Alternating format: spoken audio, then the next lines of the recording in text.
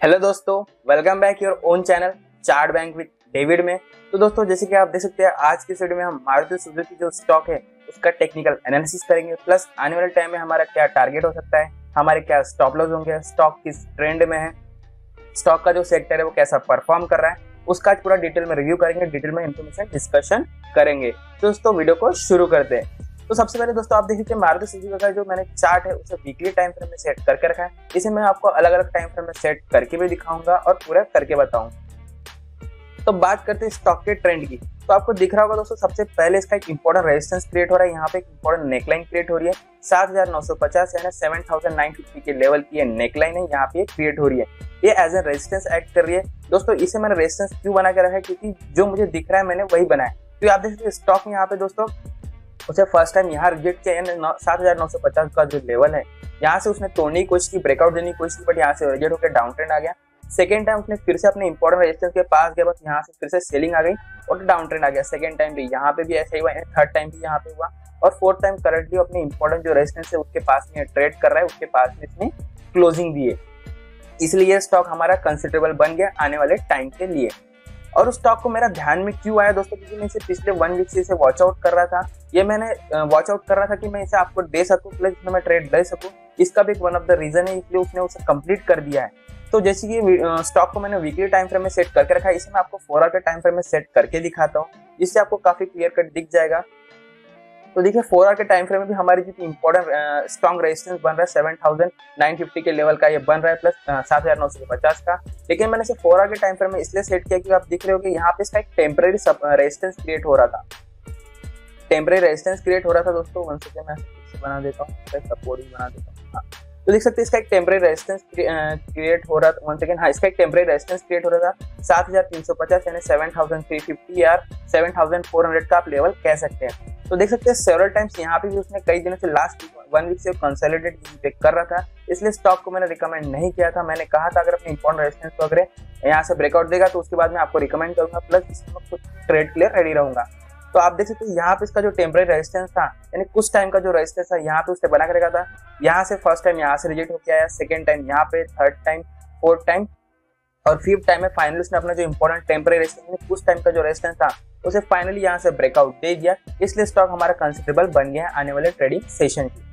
अब इसे मैं फिर से वीकली टाइम फ्रेम में लेके चलता हूँ, जिससे आपको काफी क्लियर कट व्यू मिल जाएगा समझाने के लिए। तो आप देख रहे होंगे दोस्तों, मैं यहाँ पे इसे मैं बताता हूँ। तो हाँ, आपको दिख रहा होगा इसका एक इंपॉर्टेंट जो टेम्परेरी रेजिस्टेंस है दोस्तों, यहाँ से उसने फाइनली आज उसे ब्रेकआउट दे दिया और अच्छा खासा अप मोमेंटम किया टूवर्ड्स अपने इंपॉर्टेंट जो स्ट्रॉन्ग रेजिस्टेंस है यानी 7950 उसकी ओर इसने मूव अप कर दिया।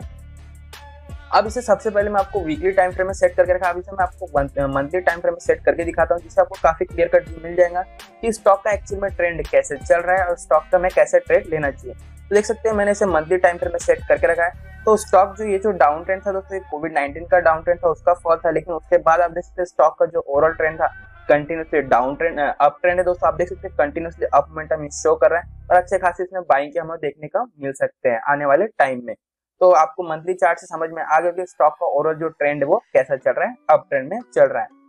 और आपको दिख रही होगी यहाँ पे 2 वॉल्यूम की जो सेलिंग की कैंडल दिख रही होगी दोस्तों, यहाँ पे 1 सेकंड आपको दिख रही होगी, ये फर्स्ट और सेकंड, ये दोस्तों यही की है जो कि स्टॉक यहीं पे कंसोलिडेट कर रहा था लास्ट 1 वीक से, ये उसी की। तो आपको इसका टेंशन लेने की जरूरत नहीं है, क्योंकि ओवरऑल जो ट्रेंड है वो अप ट्रेंड है। अब इसे मैं फिर से 1 वीकली टाइम फ्रेम में सेट कर देता हूँ, ताकि हमें पता चले कि स्टॉक में हमें कैसे ट्रेड लेना है और क्यों ट्रेड लेना है। अब बात करते हैं दोस्तों स्टॉक के सेक्टर की। तो जैसे कि आपको पता होगा कि जो हमारा कोरोना की सिचुएशन है काफी धीरे धीरे कम होती जा रही है, हमारी जो कोविड-19 सिचुएशन है काफी कम हो रही है, जो हमारा लॉकडाउन है खुल चुका है और जो हमारे दोस्तों जो इकोनॉमी काफी स्पीड से रिकवर अप कर रही है, काफी स्पीड से रिकवर कर रही है।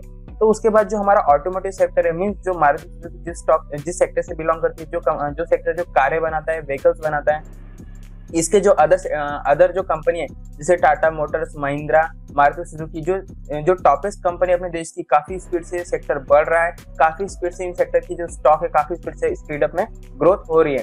क्योंकि जो लास्ट 8 मंथ से दोस्तों जो इन स्टॉक की जो इन कंपनियों की जो सेल कुछ भी नहीं थी, बट एकदम से जस्ट लॉकडाउन खुला तो इन कंपनियों की सेल बढ़ने लगी। आप देख सकते हैं लास्ट मंथ का इनका सेल अप निकाल के देखेंगे तो काफी स्पीड से इनका जो सेल्स बढ़ रहा है, तो इसलिए स्टॉक में अच्छी खासी वैल्यू बाइंग हो रही है। और ऐसा माना जा रहा है कि अपने इंपॉर्टेंट इस रेजिस्टेंस को ब्रेकआउट देके अगर ऐसी तेजी बनी रही, अच्छा खासा इसमें up momentum, up trend momentum बना रहा, तो अपने इंपॉर्टेंट रेजिस्टेंस को यहाँ से ब्रेकआउट देके अपने ऑल टाइम हाई तक ये जा सकता है, यानी 9000 तक के हमें अच्छे खासे 9000 तक के हमें अच्छे खासे लेवल देखने को मिल सकते हैं।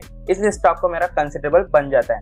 और हाँ, मैं आपको फिर से बता देता हूँ कि जो भी स्टॉक मैं रिकमेंड करता हूँ दोस्तों, जो भी मैं बताता हूँ, ये मैं स्टडी के पर्पज से बताता हूँ। अदरवाइज आप इसमें अगर ट्रेड लेते हैं तो आपको पेशेंस रखने पड़ेंगे। पेशेंस में आपको जो मैं स्टॉक बताती हूँ, स्विंग ट्रेडिंग के लिए स्टॉक होते हैं, आपको एक ही दिन में नहीं मिल जाएंगे, कम से कम 2 से 3 हफ्ते या राउंड फिगर में आपको वह 1 महीने का आपको लेके चलना है, तभी आपको अच्छे खासे रिटर्न देखने मिल सकते हैं। और उस पीरियड में आपको अच्छे खासे रिटर्न देखने मिलेंगे, छोटे मोटे रिटर्न नहीं देखने मिलेंगे। तो फिर से कहूंगा, आपको पेशेंस रखनी होंगी। अब बात करते हैं हमारे एनुअल टाइम में हमें कितना प्रॉफिट दे सकता है, हमें क्या प्रॉफिट स्टॉप लॉस रखना है और हमें कैसे ट्रेड लेना चाहिए। तो दोस्तों, जो हमारा टेम्परेरी रेजिस्टेंस था, अभी हमारा इंपॉर्टेंट स्टॉप लॉस बन जाएगा, मींस हमारा इंपॉर्टेंट सपोर्ट जोन बन चुका है। आपको पता ही होगा एक साइकोलॉजी, जो रेजिस्टेंस होता है सपोर्ट बन जाता है, सपोर्ट रेजिस्टेंस बन जाता है। जो हमारा रेजिस्टेंस है अभी सपोर्ट बन चुका है, तो ये जो हमारा रेजिस्टेंस है एज एन सपोर्ट एक्ट करेगा। तो इसके बाद हमारा जो स्टॉक है कैसे ट्रेड करना चाहिए। मान लीजिए स्टॉक अभी यहाँ पे, तो ये डाउन ट्रेंड में आ सकता है, मैंने कहा आएगा ही नहीं, आ सकता है। तो यहाँ पे अपनी इंपॉर्टेंट जो रेजिस्टेंस था वो सपोर्ट जोन बन चुका है, तो उसे फिर से रिटेस्ट करेगा, फिर यहाँ से अप ट्रेंड जा सकता है दोस्तों। यहाँ से फिर अपने इंपॉर्टेंट जो रेजिस्टेंस में ब्रेकआउट दे सकता है, फिर डाउन ट्रेंड में आके यहाँ में अच्छा खासा अप मोमेंटम में फिर से यहाँ से ऐसा शो कर सकता है। तो स्टॉक की मोस्ट प्रोबेबिलिटी कि जो टेक्निकल एनालिसिस इसमें तो ऐसे इसमें ट्रेड करना चाहिए। अदरवाइज सेकेंड टाइम ये ऐसे भी कर सकता है, नो प्रॉब्लम, कि स्टॉक यहाँ पे ऊपर चले जाए, ऊपर जाने के बाद दोस्तों यहाँ पे फिर से इसे फॉलो करें, ऐसा भी कर सकता है। ऐसा नहीं कि वो ऐसा नहीं कि वो डायरेक्ट यहीं पे आएगा फिर जाएगा, यहाँ से ऊपर भी हो सकता है डायरेक्ट, और फिर यहाँ से अप मोमेंटम शो कर सकता है।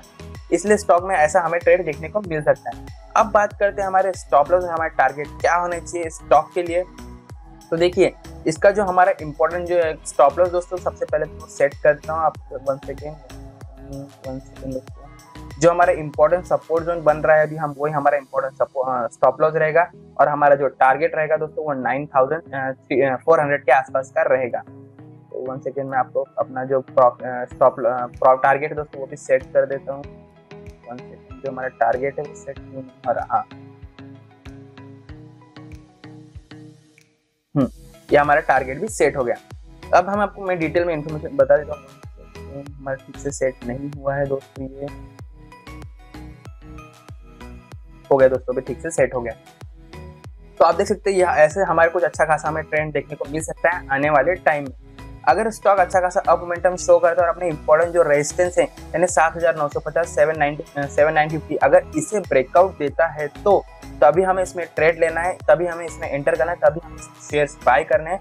अदरवाइज हमें वेट करना है, पेशेंस रखने हैं। यहाँ से स्टॉक ऐसा डाउन ट्रेंड में भी आ सकता है। इसलिए जब मैं कह रहा हूँ कि आपको ये अपना इंपॉर्टेंट जो रेजिस्टेंस इसे ब्रेकआउट देगा, इसे तोड़ेगा, तभी हमें अच्छा खासा ट्रेड लेना है, तभी हमें ट्रेड में एंटर करना है। अब बात करते हैं स्टॉक की, तो देख सकते हैं इसमें हमें टारगेट कहाँ रखना है। अभी स्टॉक करंटली दोस्तों 7740 यानी 7740 के आसपास ये ट्रेड कर रहा है। तो हमें एंटर कब करना है, 7950 यानी अभी अब तक हमें 200 रुपये यानी 200 पॉइंट हमें और वेट करना है। अपनी इंपॉर्टेंट रेजिस्टेंस को ब्रेकआउट देगा, उसके बाद हमें ट्रेड लेना है। तो आने वाले टाइम में हमें 9250 यानी 9300 तक के हमें लेवल देखने मिल सकते हैं। जो हमारा ऑफिशियल टारगेट रहेगा 9300 तक के रहेगा, और जो हमारा स्टॉप लॉस रहेगा दोस्तों 7300, 7400 का।